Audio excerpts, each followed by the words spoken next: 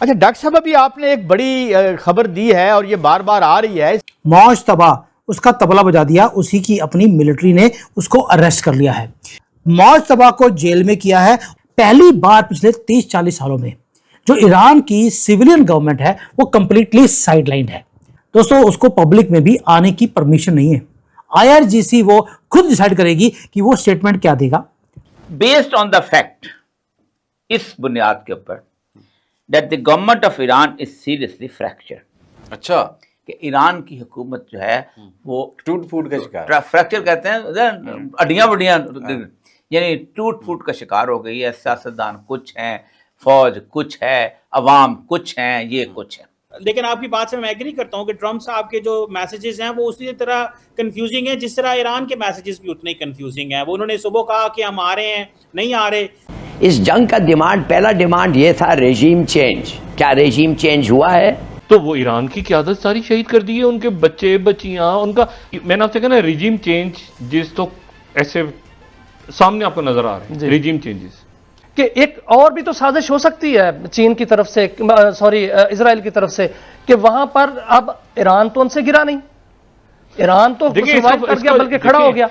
तो दोस्तों, जैसा कि सोचा और समझा जा रहा था, बल्कि यूं कहें कि जो इस्लामिक दुनिया है या जो देश हैं उनके अंदर यह कोई नई बात नहीं है, बल्कि हमेशा से होता हुआ आया हुआ एज यूजुअल ट्रेंड है, जो कि अभी ईरान के अंदर देखने को मिल रहा है। और वो ये है कि ईरान का सिविलियन गवर्नमेंट इस समय ईरान के फौज या यूं कहें कि जो आईआरजीसी है उसके कब्जे में है। और जैसा कि आज इस वीडियो से यह बात भी पक्की हो रही है कि जो बीते कुछ हफ्तों से मीडिया में यह जो खबर चल रही थी या उस पर बात हो रही थी कि अमेरिकी बमबारी में मारे गए ईरान के सुप्रीम लीडर आयतुल्ला खुमैनी का बेटा मुज्तबा खुमैनी को नेक्स्ट सुप्रीम लीडर बनाया गया था, जो कि बेसिकली ईरानी गवर्नमेंट का सुपर हेड होता है। और मुज्तबा खुमैनी को बार बार ईरानी और पाकिस्तानी मीडिया के थ्रू यह बताया और दिखाया जा रहा था कि ईरान का सारा फैसला मुज्तबा खुमैनी ले रहा है। लेकिन साइड बाय साइड यह बात चल रही थी, मीडिया में बात हो रही थी कि मुज्तबा खुमैनी को भी बमबारी में घायल कर दिया गया और वह कोमा में है। इस तरह की बातें चल रही थी कि मुज्तबा खुमैनी कोई डिसीजन लेने या मीडिया में आने की क्षमता में नहीं है। लेकिन अब जो खबर निकल के आ रही है और जैसा कि इस वीडियो से पता लग रहा है कि ईरान में तख्ता फ्लट हो चुका है और वहाँ पे आईआरजीसी खुद रूल कर रही है।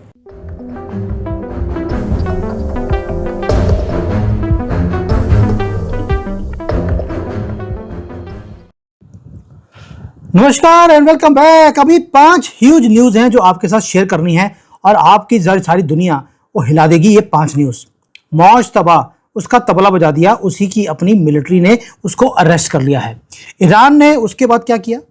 मौजतबा को जेल में किया है और उन्होंने समंदर के अंदर जो इंटरनेट की केबल्स होती हैं उसको काट दिया। एक और काम किया ईरान ने, आज 2 और शिप्स हैं जिसको हाईजैक कर लिया। ये पहली बार है कि ईरान ने शिप्स को हाईजैक किया है, इसलिए उसको देखते हुए ट्रंप ने एक काम किया, वहां पर एक जोन्स एक्ट है उसको उसने रिवोक कर दिया। ये सारा कुछ क्या है वो भी बताऊंगा आपको। और साथ में रशिया ने और चाइना ने मिलकर जो न्यूक्लियर इनकी मिसाइल्स हैं उसको मूव करना शुरू कर दिया, यानी कि पूरे दुनिया में हलचल शुरू हो गई है। स्टॉक मार्केट हिल रही है, ऑयल के प्राइसेस बढ़ने शुरू हो गए।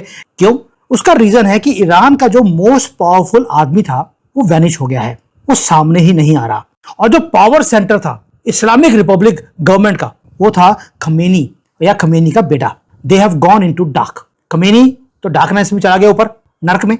और जो खमेनी का बेटा है वो आज गार्डेड है, सराउंडेड है विद मेंस विद गन्स, यानी कि अब जो गन्स जिसके हाथ में है ईरान के अंदर वो रूल्स को बना रहे हैं। खमेनी की फैमिली के पास अब रूल्स बनाने की भी पावर नहीं रही, यानी कि एक हॉस्टाइल टेक ओवर है जो रजीम से ले लिया इन आईआरजीसी वालों ने, इस्लामिक रिपब्लिक गार्ड्स ने। अब जो खमेनी है वो हॉस्टेज है अपने ही मिलिट्री के हाथों में। और ये कोई सेंसेशनल न्यूज नहीं है दोस्तों, यही सेंसेशन था ईरान का जिसे अब सेंसेशनल ईरान के लोगों ने बना दिया।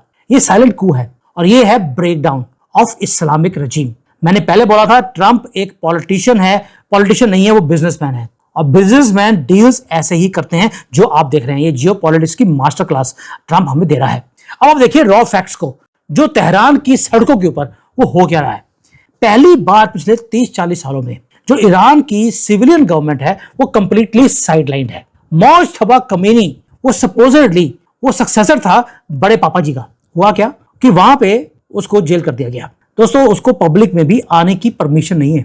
IRGC वो खुद डिसाइड करेगी कि वो स्टेटमेंट क्या देगा, पब्लिक के सामने आएगा या नहीं आएगा। फोटो भी उसकी रिलीज की नहीं जा रही। और जो इंटेलिजेंस एजेंसीज हैं उसकी रिपोर्ट्स अभी लीक हुई हैं और उन्होंने बता दिया कि उसे अरेस्ट, ये डेफिनेट न्यूज है, उसे अरेस्ट कर लिया है और हाउस अरेस्ट पे डाला हुआ है। अब मैं हाउस अरेस्ट इसलिए नहीं बोल सकता हूं क्योंकि हाउस तो कोई है ही नहीं, वो बैठा है बंकर में, यानी कि उसे बंकर्स वाली जो जेल होती है वहां पे रखा हुआ है। सराउंड किसको किया? He is being cut off from outside world, surrounded by military council.